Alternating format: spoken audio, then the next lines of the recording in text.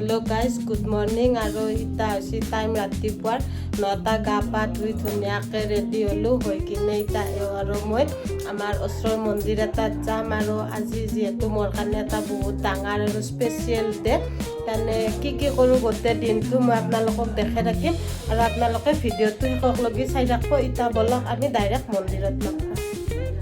তো গাইজ এওঁ আৰু মই যাই আছোঁ আমি ইটা জালিঘাটা মন্দিৰত যাই পাম আৰু আমাৰ ঘৰৰ পৰা মানে বেছি দূৰ নহয়, একদম ওচৰতে 1 কিলোমিটাৰমান হ'ব লাগে, মানে সঠিক ডিষ্টেঞ্চটো মই নাজানো আৰু আপোনালোকে ভিডিঅ'টো শেষলৈকে চাই থাকিব।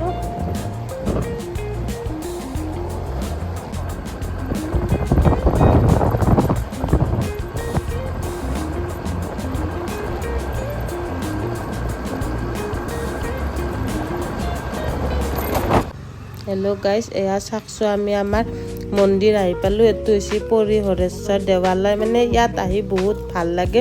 মই বিয়াৰ আগতো ইয়াত 2-3 বাৰ আহিছিলোঁ। ইয়াৰ মানে পৰিৱেশটো বহুত ধুনীয়া আৰু শান্ত। এনে মানে বেছি মানুহ নাথাকে। শিৱ পূজা আৰু সোমবাৰে মানে বহুত মানুহ আহে। চাওকচোন ইয়াৰ পৰিৱেশটো কি ধুনীয়া, একদম প্ৰাকৃতিক পৰিৱেশ। ইয়াত গছ গছনি বহুত আছে আৰু আহি মানে ইয়াত মনটো কিবা এটা ভাল লাগে। বাৰ্থডে বুলি যিহেতু ঘৰৰ ওচৰতো হয়, সেইকাৰণে মই ইয়াতে আহি একবাৰ সেৱাটো লৈ ল'লোঁ, যাতে গোটেই বছৰটো মোৰ লগতে ঘৰখনৰো ভালে যায়।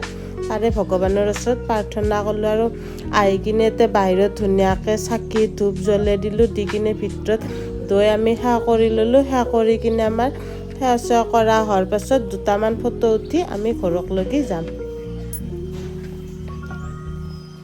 ইটা আমাৰ চবখিনি কৰা হ'ল, তাৰপিছত এওঁ গাড়ী উলিয়াই আছে। তাৰপিছত ইটা আমি ডাইৰেক্ট ঘৰত যাম আৰু ঘৰত যাই গধূলি আপোনালোকক দেখাম। এয়া চাওকচোন, এইটো দিছে আমাৰ এখেতে কেক, হেপী বাৰ্থডে ৱাইফি বুলি লিখছি। মানে বিয়াৰ আগত মই তেখেতক কৈ আছিলোঁ লিখবাৰ কাৰণে কিবা স্পেচিয়েল। তেখেতে কৈছে মই বিয়াৰ পিছত লিখিম, সেইকাৰণে বিয়াৰ প্ৰথমবাৰ বাৰ্থডে যিহেতু বিয়াৰ পিছত তেখেতে ৱাইফি বুলি লিখছি। আৰু মোৰ ভণ্টিয়ে মানে এটা ছাৰপ্ৰাইজ গিফ্ট দিছে মোক। এইটো তাইও মানে মোৰ কাৰণে এটা কেক আনছি, তাত লিখা আছে বা বুলি। আৰু এই কেকটো মানে আমাৰ লগৰ এটা ছোৱালী বনাই, পৰিস্মিতা বুলি, বহুত ধুনীয়া আৰু টেষ্টি হয়।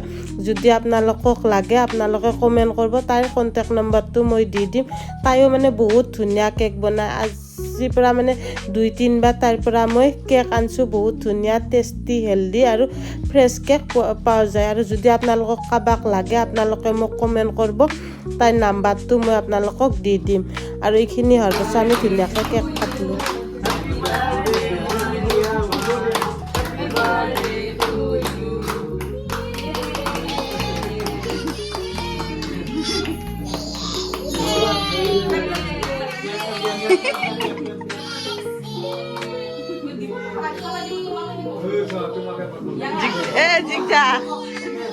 জিগজাকে নাখাই দেখোন কেক।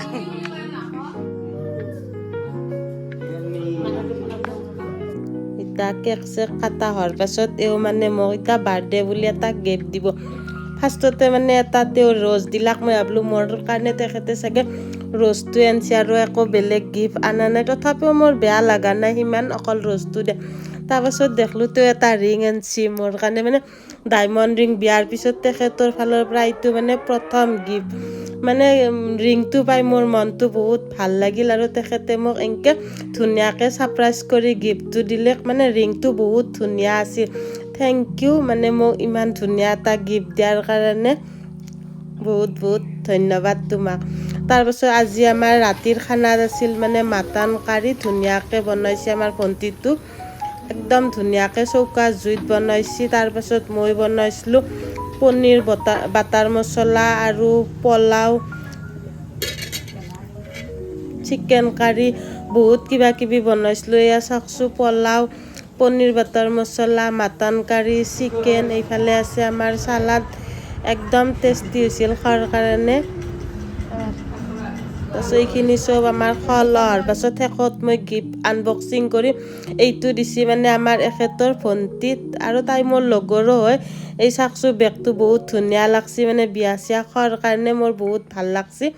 তাই দিছে মোক বেগটো, বহুত ভাল লাগছে। এই ভিডিঅ'টোৰ জৰিয়তে তাইক বহুত বহুত ধন্যবাদ দিলোঁ ইমান ধুনীয়া গিফ্ট এটা দিয়াৰ কাৰণে। আৰু এই গিফ্টটো দিছে মোক মোৰ ভণ্টিয়ে। এইটো তাই মানে সাৰপ্ৰাইজ গিফ্ট দিছে মই ভাবা নাছিলোঁ তাই মোক এনেকুৱা এটা গিফ্ট দিব বুলি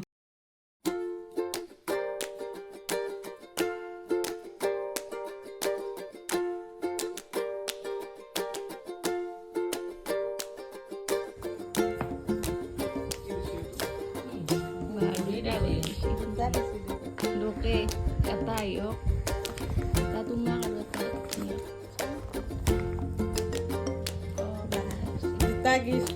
দুটা ঘড়ী